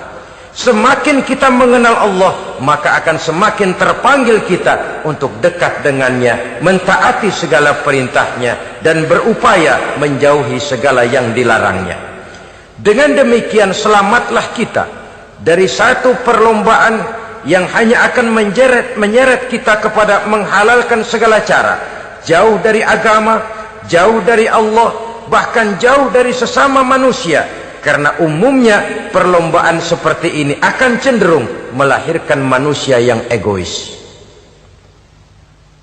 Muslimin rahimakumullah.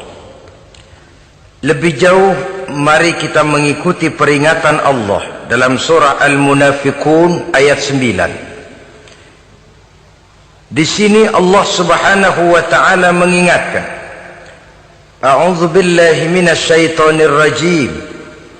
Ya ayyuhalladzina amanu la tulhikum amwalukum wala auladukum an dzikrillah wa may yaf'al dzalika fa ulaika humul khasirun. Hai orang-orang yang beriman, jangan sampai hartamu dan anak-anakmu melalaikan kamu daripada mengingat Allah. Wa may yaf'al dzalik, barang siapa yang melakukan hal seperti itu, fa ulaika humul khasirun, maka merekalah sesungguhnya orang-orang yang merugi. Rugi dunia, rugi akhirat. Disebutkan di sini dua hal yang sering menyebabkan kita jadi lalai. Amwal dan aulad. Harta dan anak-anak. Materi dan keluarga. Perlombaan di dalam mengumpulkan materi sering menyebabkan kita menjadi lalai. Begitu juga amanah berupa anak ini sering kita lalaikan atau sering membuat juga kita menjadi lalai. Kita lalaikan dalam arti bahwa keduanya, baik harta baik anak, merupakan amanah dari Allah. Setiap orang tua akan dimintakan pertanggungan jawab. Apabila kita lalaikan amanah ini, maka resikonya akan kembali juga kepada kita. Tapi satu hal yang jelas dalam ayat 9 surah Al-Munafikun ini, bahwa perlombaan memperbanyak harta dan anak-anak yang masuk dalam kelompok at-takatsur itu tadi akan menyebabkan orang khasiru, termasuk ke dalam kelompok orang-orang yang rugi. Perlombaan yang hanya akan membawa kerugian semata-mata. Kemudian di dalam satu hadis Rasulullah sallallahu alaihi wasallam memberikan peringatan. Beliau bersabda, "Iza azzamat ummati dinaran wa dirhaman, nuzi'at minha haibatul Islam. Wa iza tasabat ummati saqatat min ainillah. Wa iza turikatil amru bil ma'rufi wan nahyu 'anil munkari, hurimat 'alaihim barakatul wahyi." Ada tiga hal yang kalau kita kerjakan akan menimbulkan tiga macam akibat di dalam hadis ini. Pertama, iza azzamat ummati dinaran wa dirhaman. Apabila umatku sudah mengagung-agungkan dinar dan dirham. Artinya kalau umatku sudah jatuh menjadi umat yang materialistis. Segalanya diukur dari dinar dan dirham. Dinar dan dirham ini kalau bahasa Inggrisnya dokat.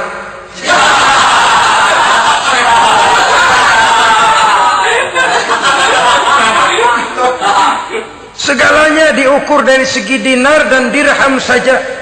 Nuzi'at minha haibatul Islam, akan dicabutlah kehebatan Islam dari mereka. Memang ada kalanya kita berkata bahwa tanpa uang kita tidak bisa berbuat apa-apa. Tapi kalau itu dijadikan landasan dari segala sesuatu, itu yang dijadikan ukuran, itu yang dijadikan tujuan, kita hakikatnya sudah gagal sebelum melangkah. Apapun saja profesi kita, apabila sudah menjadi pendewa dinar dan dirham, akan hilanglah kehebatan Islam, akan dicabut kehebatan Islam itu. Umat Islam bisa dibeli, ulama bisa dikontrak, kiai bisa dicarter. Saudara hadirin ma'asyiral muslimin rahimakumullah. Apabila umatku sudah membesar-besarkan dinar dan dirham, bermegah-megah dengan itu, berlomba-lomba memperbanyak itu yang menjadi tujuan dan tolok ukur dari segala kegiatan, nuzi'at minha haibatul Islam, akan dicabutlah kehebatan Islam. Hilang itu wibawa. Walaupun dia bernama umat mayoritas dalam jumlah, tetapi dia minoritas dalam peranan. Mayoritas dalam bilangan, tapi minoritas dalam percaturan kegiatan hidup ini. Kita ingat di zaman pengembangan Islam di masa Rasulullah sallallahu alaihi wasallam, mereka berlomba-lomba mengorbankan dinar dan dirhamnya untuk kepentingan agama. Bukan mengorbankan kepentingan agama untuk mencari dinar dan dirham. Kita di zaman sekarang sering terjadi penjungkiran nilai, terbalik yang kita amalkan. Nabi Ibrahim mengorbankan putranya Ismail untuk kepentingan agama. Kita sering sekarang ini mengorbankan kepentingan agama untuk anak-anak kita.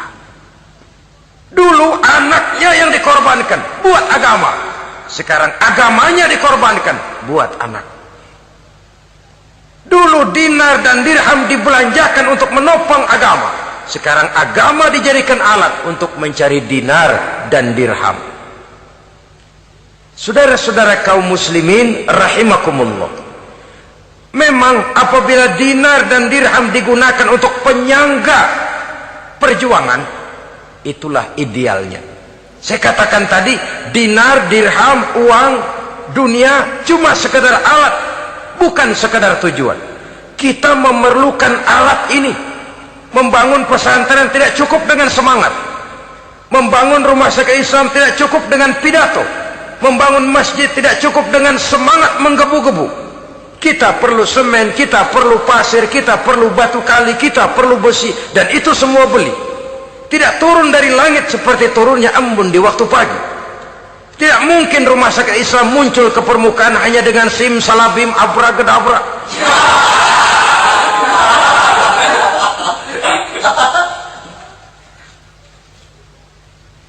Oleh sebab itu, saya bersyukur kecenderungan belakangan ini pengajian-pengajian akbar di berbagai tempat tidak hanya sebagai ajang untuk menanamkan akidah, membina ukhuwah, tapi juga menjadi sarana di mana kita mengumpulkan dana, menghimpun potensi umat, menginventarisir potensi untuk kepentingan pengembangan daripada agama. Meskipun ada satu dua orang yang salah paham tentang ini, sampai kemudian saya mendapat satu merek yang cukup tidak enak untuk didengar, mengkomersilkan pengajian katanya, karena memang ada pengajian yang menggunakan sistem karcis, sebenarnya juga tidak etis. Undangan berikut infak yang seluruh hasilnya digunakan buat kepentingan agama, apakah itu rumah sakit, apakah itu madrasah, apakah itu masjid, dan 1 sen pun saya tidak menuntut bagian dari itu. Saya malah berprinsip, sepanjang saya masih laku untuk dijual dan itu memang buat kepentingan agama, persilahkan jual saja, asal buat masjid, pesantren, madrasah, rumah sakit Islam, kegiatan syiar dan dakwah, silakan. Tapi kalau sudah dijual buat kepentingan pribadi, memperkaya diri sendiri, tentunya dunia akhirat sulit untuk ridho kepada tingkah laku yang semacam itu. Kita memerlukan dana, umat di daerah membangun memerlukan dana, dan dana itu tidak hanya datang begitu saja. Kita bersyukur bahwa untuk menghadiri pengajian sekarang ini orang mau mengeluarkan uang, mau memberikan infak dengan ikhlas, tidak dengan keterpaksaan. Kenapa tidak? Sehingga ini lalu diinventarisir untuk kepentingan pembangunan agama. Ratusan juta rupiah terkumpul dari pengajian-pengajian rutin ini, pengajian-pengajian akbar ini. Puluhan masjid terbantu, rumah sakit Islam terbantu, musola selesai. Ya walaupun tidak lalu semuanya beres, tapi gemaknya itu sudah cukup menyentuh untuk menyadarkan orang bahwa harta baru kekal kalau dia sudah dibelanjakan di jalan Allah. Nah, yang celaka kalau dinar dan dirham itu yang dijadikan tujuan. Mengadakan pengajian semata-mata untuk cari uang, uangnya buat kantongnya dewe. Itu yang membuat dicabutnya kehebatan Islam itu. Segalanya diukur dari sudut itu. Sehingga ketika seseorang datang bertanya tentang hal-hal yang berkaitan dengan ini, maka hal semacam ini sesungguhnya satu nikmat yang perlu kita syukuri sepanjang menginventarisir potensi umat benar-benar digunakan buat kepentingan daripada agama kita. Jadi peringatan tegas dari Nabi ini, iza azzamat ummati dinaron wa dirhaman nuzi'at minha haibatul Islam. Apabila umatku sudah mengagung-agungkan dinar dan dirham, maka akan dicabutlah kehebatan Islam dari tengah-tengah mereka. Remeh saja orang memandang kita, enteng saja orang memandang kita. Satu. Yang kedua, patuhlah mereka dalam pandangan Allah. Kalau sesama umat ini sudah saling menjelekkan, Apakah yang menjelekkan itu lebih bagus dari yang dijelekkan di hadapan Allah? Dua-duanya sama rendahnya. Pribadi saya mungkin puas kalau saya bisa menghantam saudara di depan umum, menjelek-jelekkan nama saudara. Tapi lebih baikkah saya dalam pandangan Allah? Sama rendahnya dengan orang yang saya jelekkan. Itu pun kalau yang dijelekkan benar-benar jelek. Kalau cuma sekedar fitnah, wah, lebih celaka lagi nasib si orang itu tadi. Ini artinya menyadarkan kita bahwa umat ini sudah diikat dengan akidah. Beraneka ragam kita, tapi harus ada kebersamaan. Berbeda kita, tapi harus satu. Sebagai satu ummatan wahidah, satu umat yang satu. Oleh sebab itu, persamaannya lah yang harus kita angkat ke permukaan, bukan perbedaannya yang kita perbesar. Sudah datang waktunya umat Islam bangun dari tidurnya, jangan lagi dibuai oleh irama mayoritas. Sudah lewat masanya kita bertengkar karena persoalan-persoalan kecil yang tidak prinsip. Sudah datang waktunya umat Islam bersatu, menyusun shaf yang lebih lurus, oleh karena ia dihadapkan kepada tantangan-tantangan yang tidak semakin ringan. Kalau kita bertengkar dengan kita, kalau kita saling mencaci sesama kita, bukankah Yahudi tepuk tangan? Bukankah Nasrani menari-nari? Bukankah pihak ketiga akan menangguk di air keruh? Dan kerugian akan terpulang kepada kita semua. Tapi inilah realita. Bahwa yang kita hadapi ini sesungguhnya musuh kita di luar kita, bukan di dalam kita. Apakah itu kemiskinan, kebodohan, maksiat, munkarat, ketidakadilan, kezaliman, kesewenang-wenangan, dan lain sebagainya. Yang musuh jadikan musuh, yang teman mari kita rangkul. Jangan terbalik, teman dimusuhi, musuh malah dirangkul.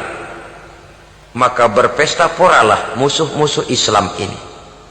Saudara-saudara kaum muslimin rahimakumullah, Nabi memperingatkan dengan tegas, wa iza tasabat ummati saqatat min ainillah. Jikalau umatku sudah saling mencaci maki, sudah saling berbantah-bantahan, jatuhlah mereka dalam pandangan Allah. Satu ayat menjelaskan jangan sebagian kamu meremehkan, yaskhar, mengecilkan, menganggap enteng orang lain. Boleh jadi yang dihina, diremehkan, dianggap enteng itu nilainya lebih bagus daripada yang menganggap enteng. Dan hakikat segala sesuatu itu cuma kembali kepada Allah. Di sanalah penilaian finalnya. Manusia hanya melihat yang zahir. Makin banyak harapan hidup ini kita gantungkan kepada manusia, makin banyak kita harus bersiap untuk kecewa. Saudara-saudara kaum muslimin rahimakumullah. Kemudian yang ketiga peringatan dari baginda Nabi, wa iza turikatil amru bil ma'rufi wan nahyu 'anil munkari hurimat 'alaihim barakatul wahyi. Apabila amar ma'ruf dan nahi munkar telah ditinggalkan, maka akan hilanglah keberkahan wahyu, akan hilanglah keberkahan Quran, akan sirnalah keberkahan agama. Amar ma'ruf dan nahi munkar ditinggalkan, artinya di tengah masyarakat sudah tidak ada lagi yang menyerukan ini baik, ini tidak baik, ini halal, itu haram. Mari kita sholat, mari makmurkan taklim, santuni yatim piatu, makmurkan masjid. Seruan ke arah itu tidak lagi terdengar. Sementara tinggalkan judi, tinggalkan minuman keras, jauhi zina, seruan semacam itu pun tidak lagi terdengar. Maka hilanglah keberkahan wahyu itu. Karena amar ma'ruf dan nahi munkar merupakan bagian daripada ajaran agama kita. Menjadi sponsor dari segala macam kebajikan dan menjadi penghalang daripada segala macam kemunkaran sesuai dengan batas kemampuan yang kita miliki masing-masing. Nah, saya kembali kepada persoalan pokok di awal pembicaraan tadi. Bagaimana jalan keluarnya? Jalan keluarnya tidak lain adalah upaya. Bagaimana kegiatan yang sifatnya fisik material ini diimbangi dengan kegiatan yang bersifat mental spiritual. Upaya menghidupkan majelis-majelis taklim, upaya memakmurkan masjid-masjid sebagai laboratorium rohani untuk mewujudkan keseimbangan dalam pola pikir, yang akan berlanjut dalam gerak hidup yang kemudian akan tertuang dalam segala perbuatan manusia. Apabila sudah terwujud kepincangan dalam pola pikir, akan pincanglah caranya bertindak dan berbuat, akan pincanglah pandangan hidupnya, akan pincanglah orientasinya di dalam kehidupan ini. Oleh karena itu, Islam dalam berbagai aspek kehidupan mengajarkan sistem keseimbangan. Mencari harta boleh, tapi tidak boleh keluar dalam kerangka fastabiqul khairat.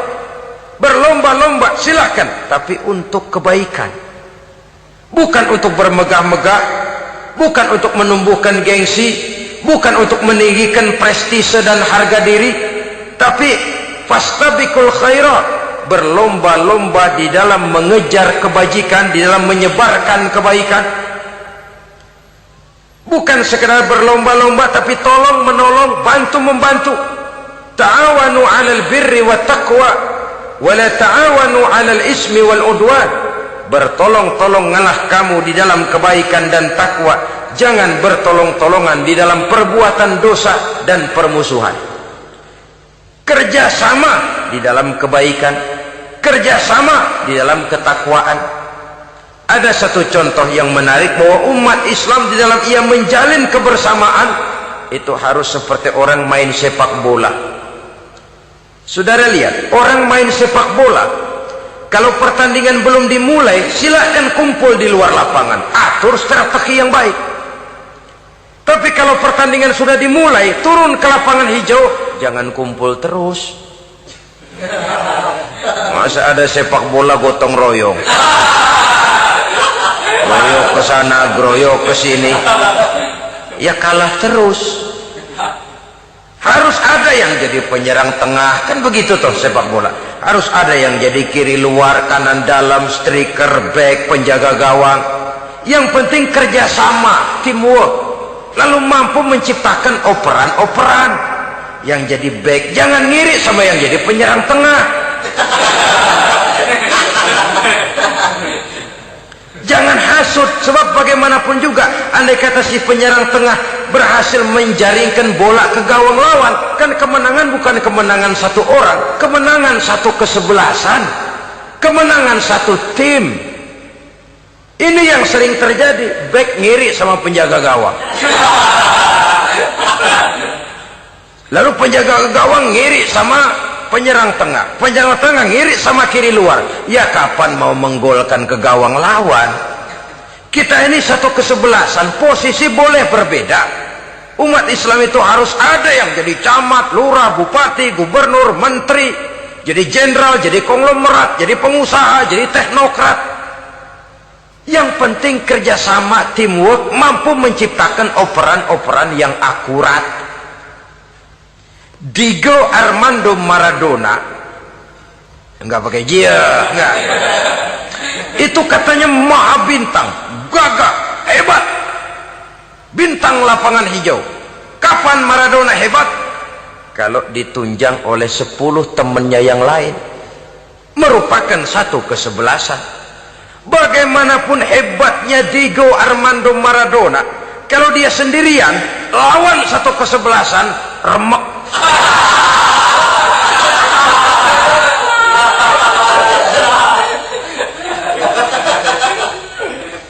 Dia hebat, dia jenius, dia maha bintang karena dapat operan dari teman-temannya.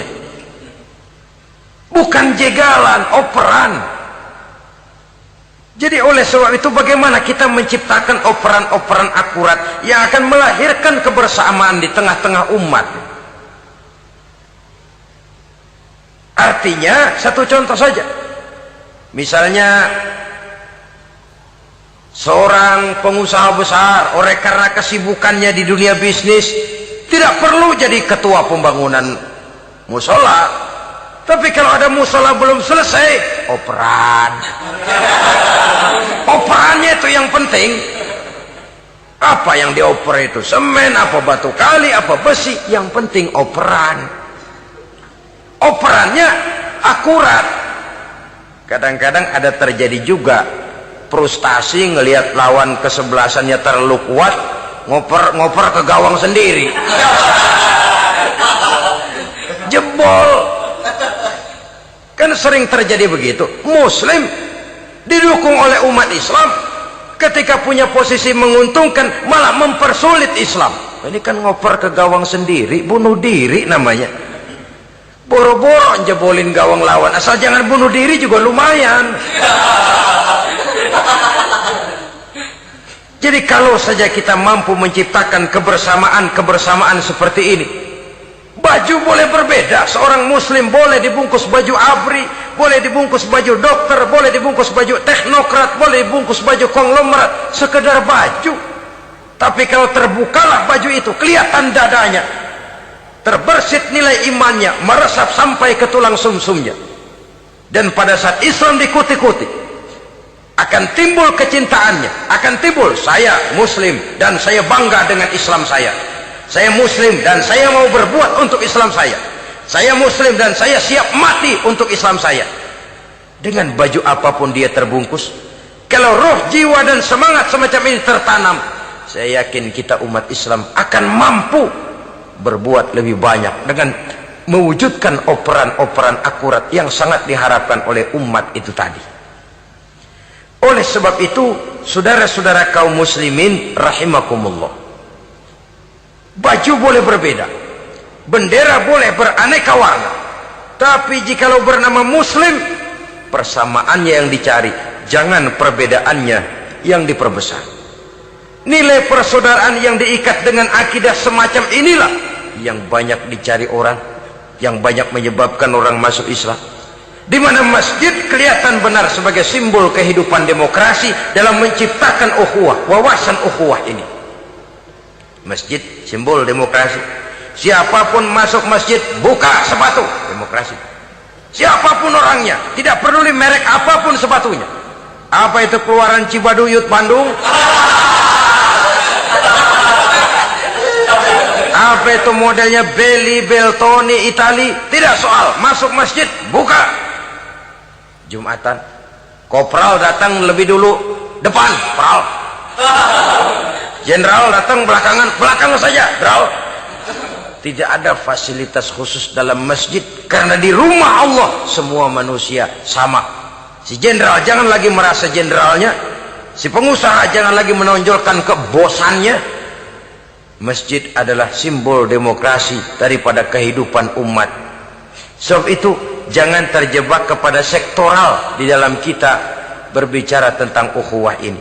Kita boleh terbungkus dengan baju apapun, tapi kalau di balik baju itu tidak lain jiwa Islam yang mau berkorban, mau mengeluarkan harta, bahkan siap mati untuk Islamnya, maka kebersamaan itu akan mudah kita wujudkan.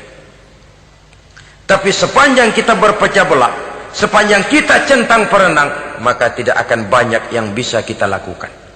Satu-satunya perlombaan yang bukan hanya dibolehkan tapi bahkan sangat dianjurkan oleh agama, yaitu fastabiqul khairat, berlomba-lombalah di dalam kebaikan, berlomba-lomba di dalam memakmurkan masjid, berlomba-lomba di dalam menghidupkan majelis-majelis taklim, berlomba di dalam menegakkan yang ma'ruf dan menghancurkan yang munkar, berlomba di dalam menyantuni yatim piatu. Tapi prakteknya kan kadang-kadang terbalik. Kalau sudah kumpul, yang diakur-akurin, udah nambah kebon belum? Pabrik udah diperluas belum? Bisnis sudah sejauh mana? Belum pernah ada ketemu lalu kongko, masjidnya udah digedein ya? Jarang yang ngomong begitu. Madrasahnya sudah bagaimana? Sejauh mana? Mesti yang enak itu ya nyocok-nyocokin, bagaimana rumahmu sudah, bagaimana kendaraanmu, bagaimana pesawatmu, bagaimana bukankah itu juga takasur? Dari obrolan kan nanti yang belon kan timbul panasnya. Gile dia udah beli gituan, gue belon. Timbul panasnya, lalu berusaha, berlomba lagi, bersaing lagi, berlomba lagi, bersaing lagi. Walaupun persaingan perlu, karena tanpa persaingan orang jarang mikir. Hidup itu kalau nggak ada tantangan kan tidur kita. Orang hidup smooth gitu ya, jalan tenang, setenang ya nggak maju orang itu. Orang itu baru bisa mengalami kemajuan kalau dia sudah dihadapkan kepada tantangan, gemblengan, gojlogan, fitnahan, hinaan, caci maki. Persaingan itu perlu supaya orang mikir. Kalau mikir, dia berbuat. Kalau dia berbuat, dia bisa maju. Tapi persaingan yang sehat, bukan persaingan yang lalu menimbulkan fitnah, menghancurkan nama baik orang lain, yang dilatar belakangi oleh sifat hasud, dendam, iri hati, lalu menghalalkan segala cara. Tidak, bukan itu. Persaingan yang sehat ini akan menjadi alat picu agar orang lalu berlomba di dalam kebaikan. Satu-satunya perlombaan yang bukan hanya boleh tapi bahkan sangat dianjurkan oleh agama, berfastabiqul khairat, berlomba-lomba di dalam berbuat kebaikan. Berlomba-lomba membangun masjid, bukan berarti di sebelah masjid bangun masjid lagi, bukan. Kadang-kadang karena ada fastabiqul khairat, berlomba-lomba, nggak apa-apa dah. Di sebelah masjid bikin lagi masjid. Akhirnya azan perlombaan main kenceng-kencengan. Bukan itu yang diinginkan tentu, bukan itu. Bagaimana memakmurkan masjid, bagaimana memfungsikan masjid, bagaimana membina umat dan lain sebagainya. Jadi pembicaraan ke arah itu akan menimbulkan rangsangan untuk berlomba di dalam kebaikan. Kalau dia kok bisa menata masjidnya sampai makmur, jamaah senang datang ke sana, anak-anak muda betah di masjid, kenapa saya tidak? Apa konsepnya? Nah, ini kan berlomba, tapi berlomba dalam kebaikan. Kalau dia bisa menghimpun anak-anak muda lalu diarahkan kepada jalan yang positif, kenapa saya tidak bisa? Dia punya potensi yang saya juga punya. Berlomba di dalam kebaikan. Perlombaan semacam ini akan memberikan ketentraman karena jalan yang ditempuh jalan ibadah. Tapi kalau perlombaan materi, at-takasur tadi, yang timbul bukan ketentraman, panas.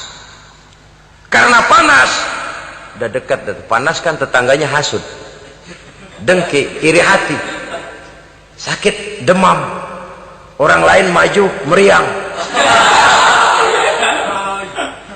Lah kalau sudah begitu, hasud yang jadi bisikan hati, ya sudah, segala macam cara dilakukan untuk menjatuhkan orang lain. Dan itu sudah bukan lagi persaingan yang sehat. Saudara-saudara kaum muslimin rahimakumullah. Oleh sebab itu kita tutup pertemuan singkat kali ini dengan satu kesimpulan, bahwa harta adalah sekedar alat, bukan tujuan di dalam kehidupan.